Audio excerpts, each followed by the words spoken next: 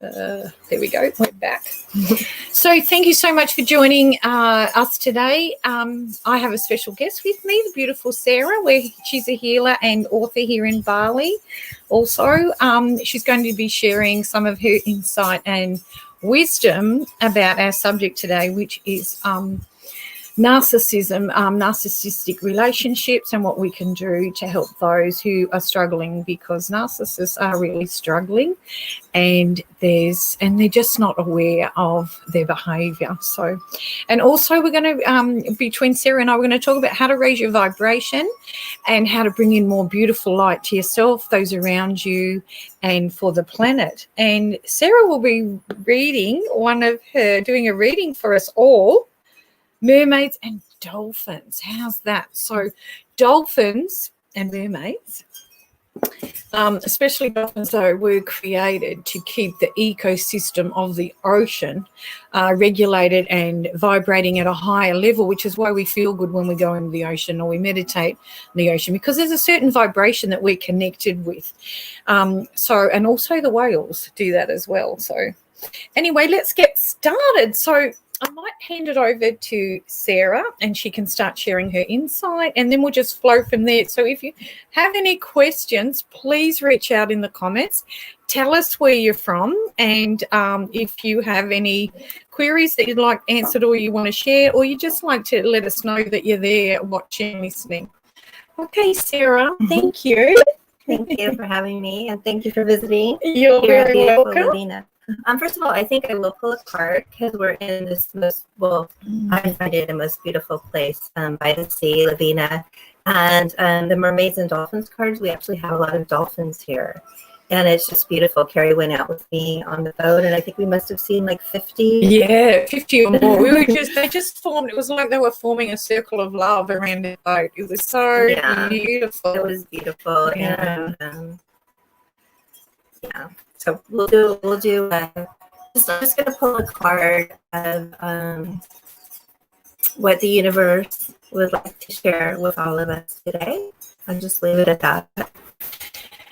Hi, it's Simon. I can see Simon there. Simon, are you in Ubud? Because I'm in Lavina. So just saying hello from Bali. And Vanessa. Where are you from, Vanessa? Hello, and thank you so much for coming on. So we're just going to see what the cards say, the dolphin cards and the mermaids. Well, this is a rather interesting card for today's topic. Do you want me to hold it up for you? So there you go. Yeah. And it says, set your sights higher. Increase your standards and expect more for yourself. Don't settle. Well, first of all, I know we're going to talk about raising our vibration later. And I just like to say, when you open up to the universe, as I'm sure Carrie's, I just listened to her meditation this morning, and I know she's a big advocate of just opening up with your heart to what the universe has to tell you, whether it be directly or even through a card. And this is just, perfect for what we're going to be talking about today. So, first of all, I'd like to say I'm not an expert on narcissism. I have experienced narcissism, and I'm going to talk a little bit about that. But there's tons of information also out there from psychologists. There's a lot on the internet, and I wish that it had been around when I was growing up. Honestly, this information is very helpful. But as empaths, we tend to be susceptible to attracting narcissists. And also there's something called codependency. And that happens because a lot of us who end up dealing with narcissistic behavior or people who are have these traits in our life, later in our life, actually grew up with that in our childhood. They talk a lot about if your parents were alcoholics or if they had narcissistic traits. And what happens is, as a small child, you want to please your parents, of course, and you tend to, you do, try to do whatever you can do not to rock the boat, to make them happy, and then as empaths, as ones who really feel everyone's energy, who are really open to that, you also kind of take on the role of making them happy, ensuring everything's okay, taking all of their not so good feelings upon yourself as a child. And what happens is that you have that in your subconscious, right? And I know Kerry's talked a bit about this as well, right? Yeah. So when you become an adult or even a teenager, you tend to gravitate towards people with those traits that your parents had. So that's kind of it in a little bit of a nutshell. There's a lot more on the internet on it, but it's not really healthy. And as Kerry also mentioned, it's not that the narcissist, when they're born is like, okay, great, I'm going to be a narcissist and just like torture people. Yeah. So we have to have empathy for them. But the thing about being an empath is you need to have empathy for them, but you need to set boundaries for yourself so that you're not sucked into this narcissistic, codependent relationship. Yeah. And if I could add to that, Sarah, Yeah. so it's a little bit like the healthy boundary setting. So it's healthy for you and it is healthy for them because you're letting them know that that's not okay, that you treat me that way because this is how I feel. So it's about you identifying how you feel, your emotions and where you're at to get that across. Now, what will happen though, a narcissist will not want to enter into your feelings. They just enter into theirs. So it's still, oh, it's you, it's you, it's you, it's you. And they don't want to break through that. So, or break down that barrier because they don't know how. So they're suffering in their own, I guess, self-worth, who they are, they're struggling. So what I've learned over time, I guess, with past experiences, relationships with narcissists, is you can either pull away and stay away, or you can start setting healthy boundaries. And if they want to shift and change, they will. And it's always for the higher good because when you send someone love and light, and I do this in prayer and just surround them with love and light, and may they receive through the eyes or through the laws of grace that they receive from their guides to come into the light and raise their vibration. And if they're willing to accept that and they believe in that, they will receive that because we have the power to do that and help someone shift into the love and light. But I guess this, and I'll just add to that, so this big shift that we're going through globally is part of that, identifying that narcissists need love as well, just like an empath. We need to be loved and nurtured. We all do. We all thrive. It's just narcissists become that, like Sarah said. They weren't born that way. They became that because of their subconscious. But I'll speak here as a counsellor therapist, it's very, very hard and exhausting to work with a narcissist that does not want to change. It's very hard because their subconscious belief system is so strong. They believe they're right.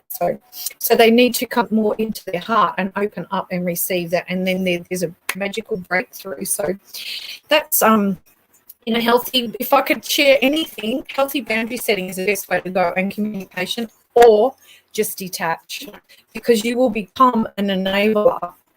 And you will start to what a narcissist does is you start to think it's you and not them.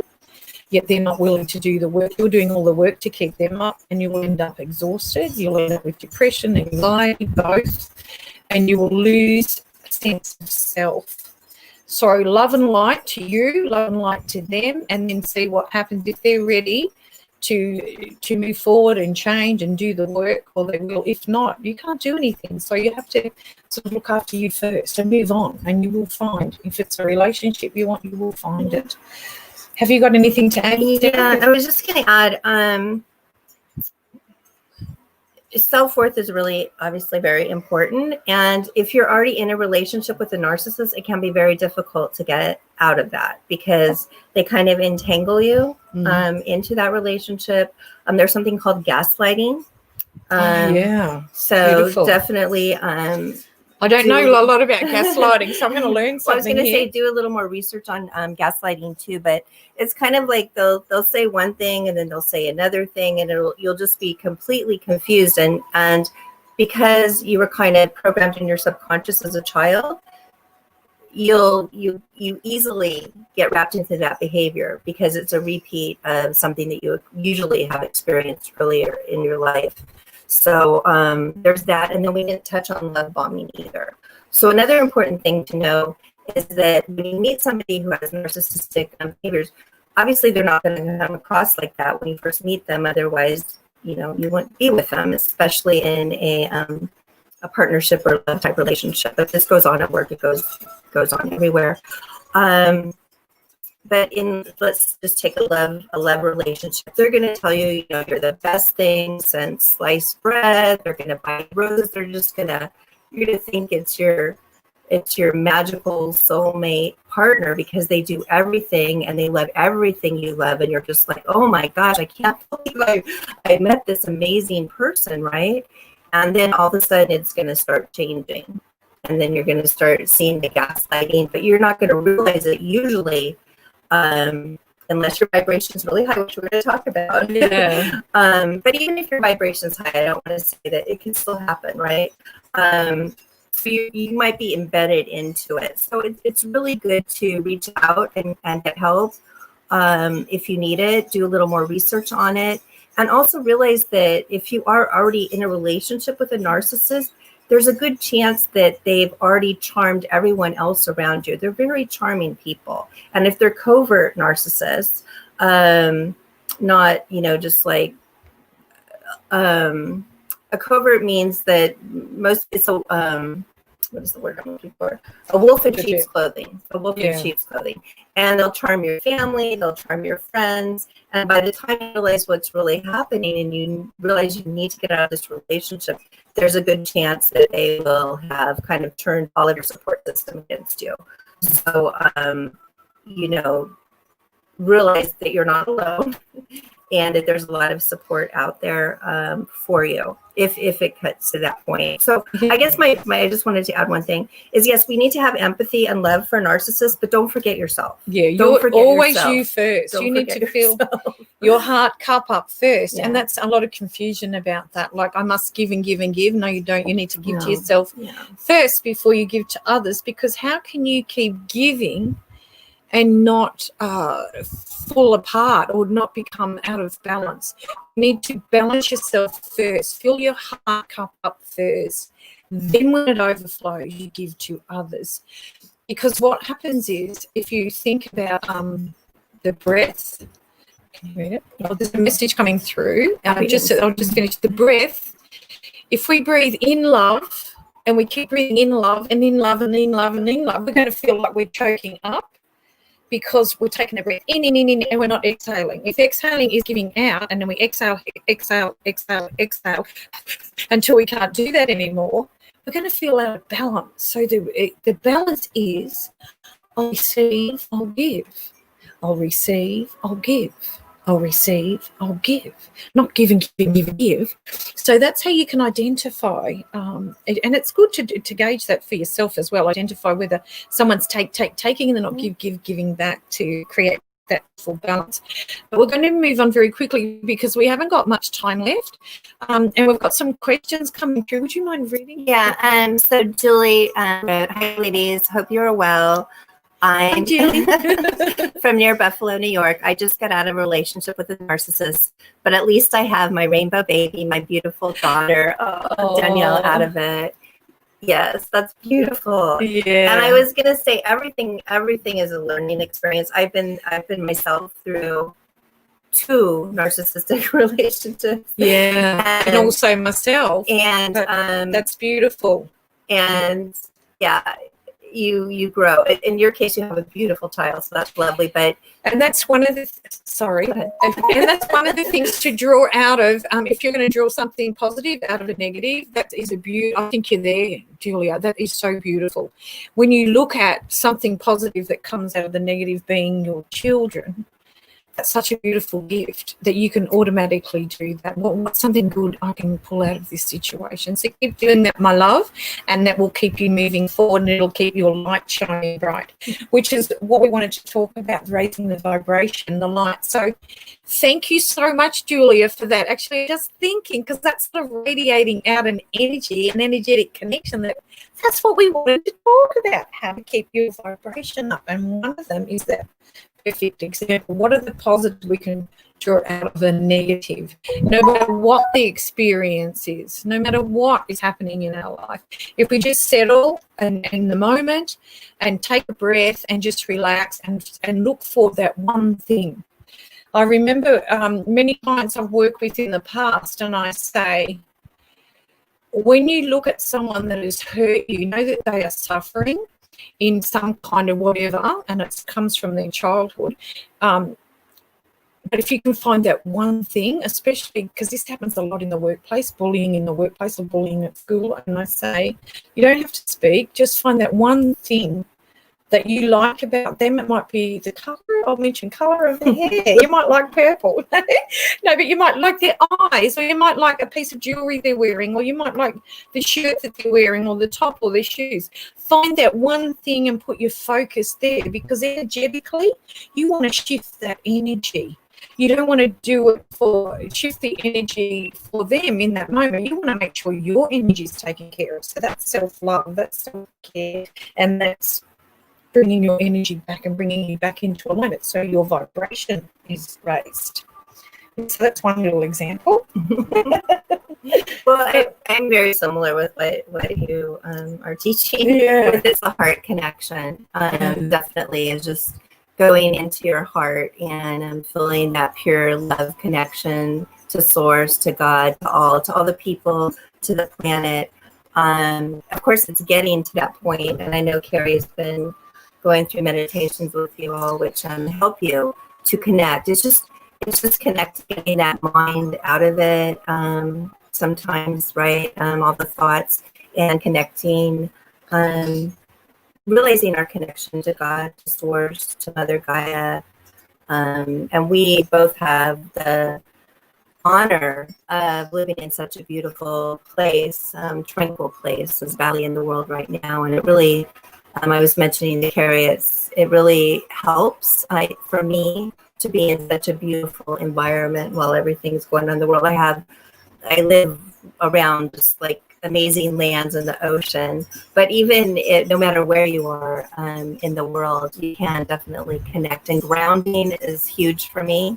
Walking in nature, touching trees, holding trees, feeling my connection to the earth really grounds me to this earth plane. And then opening up my crown chakra and just bringing in God and Source, and remembering that I'm just one piece of all of humanity, all of everything, and we're all connected. And knowing that really brings me peace and joy and raises my vibration. Of course, meditation and all the tools that can help with that. But for me, I would say walking in nature, earthing is huge. Yeah, and I'll just add to that. So what happens though, because our energy changes in every moment depending on our environment, and our environment could be, today I'm getting up and I'm here at Sarah's, which is lovely to be here, and the room where I'm staying looks directly out to the ocean, and we're up on this hill, so it's very beautiful. So I get up and it feels really good. But if I step away from that, my energy automatically changes. And so what we need to do is be aware, and we find those golden gems. Now, the golden gems are the things that give you joy and bring you back and center you. Whether you can, because we might not all be in a situation where we can step into Mother Nature in that moment when we feel our frequency drop. But if you can carry the energy of the feeling of being in Mother Nature, or the feeling of and the memory of being at the ocean, or the feeling or the memory of being in a certain meditation, or because there's hundreds of thousands of meditations, find the ones that give you joy and keep them in your spiritual treasure chest, your spiritual toolbox. And the more you do this, especially coming into the feeling of love and joy and kindness and compassion and just the beautiful feelings within your heart, the more your vibration will rise. So I find, and it works very, very well with, especially when I'm working with inner child stuff and things come up for people, and I say, even if you have to carry around a small list on a piece of paper on your phone or whatever, or set the alarm 3 times a day, morning, when you wake up, 5 minutes, when you go to sleep at night, 5 minutes, but in the middle of the day, 5 minutes, just sit in your own stuff and in your heart and just go, where am I? And you'll feel the disconnection or you'll feel the connection. What you're looking for is the connection to the sense of self.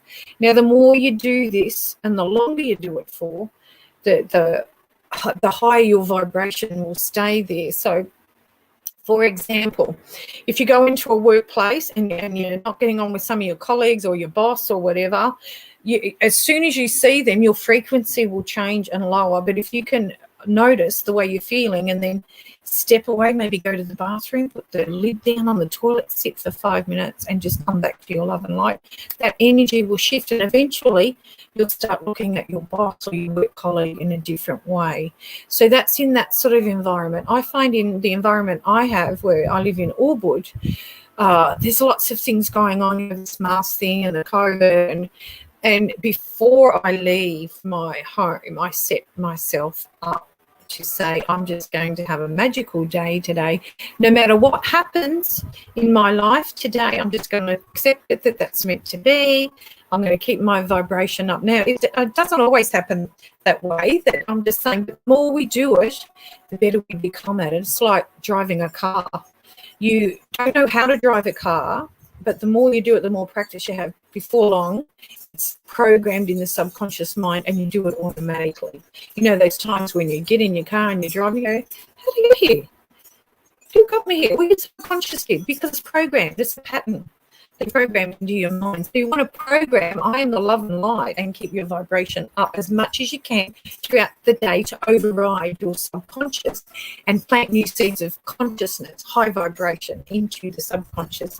And what will happen is, when you feel your vibration being shaken up, or the anxiety, or sometimes we wake up and we feel depressed, you will feel that, and then you'll be able to shift it. So it's about feeling who you truly are. And you're not that. You're not depression. You're not fear. You're not anxiety. You're none of that.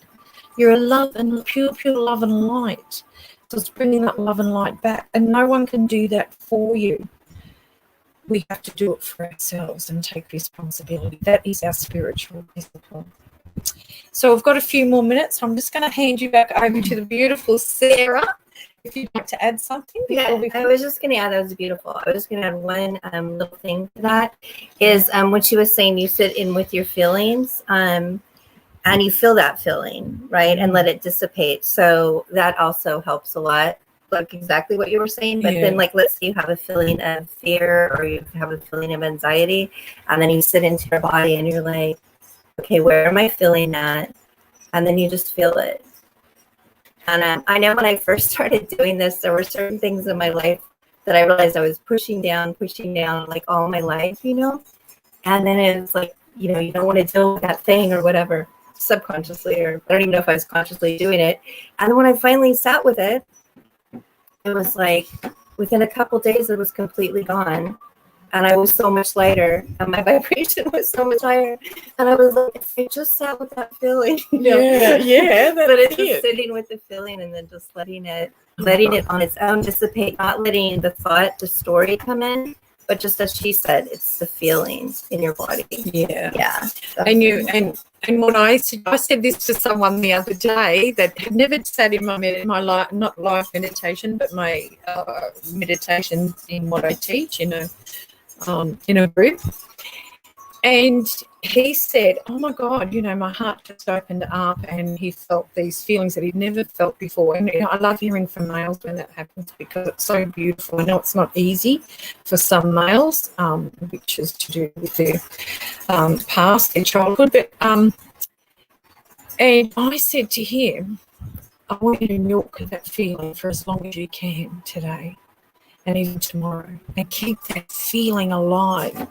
And he started laughing, and he goes, really? And I go, yeah, you want to milk this? When someone comes into your energy and shifts your energy, you go back and you go, no, and remember the moment of how you're feeling right now. So we're aiming for feelings, because our feeling is our consciousness. Our thoughts are not us, our body's not us, it's our feeling. And this is how we communicate to divine. We do it through feeling, and love and compassion and kindness. So we're about to wind up, but I'd like to thank you all so much. When someone's come on, and there's no name there, but it says, you're amazing, Kerry. So whoever you are, thank you so much. There's no name, but not much love. And to Julia in New York, thank you so much, my love. And there's also, Julia again. There's no Julia's put another comment. Thank you. But thank you, anybody else. And I've just got I can see Shan and Chris, and I've just got names and waving. Thank you so much for bringing your beautiful energy in here into this segment today. I do this every second Saturday now, so please come on. I'm getting used to Facebook Live, so I will be making them just before I come on. So if you're around, would love to receive your comments. If you'd like to maybe if you want to hear more about something else in the spiritual realm, maybe you want to know how to do some self-healing, or give yourself some more self-love, or maybe you've got some relationship issues that you might want to, and you're stuck. It's just energy, and talking it out and just asking someone can help shift the energy. So, yeah, please send your comments. Please let me know where you're from. That's amazing. Have a beautiful, beautiful day, everyone, and namaste. Remember, keep pointing your lips up to the heavens, keep smiling, and spread your love, love, love. Bye for now.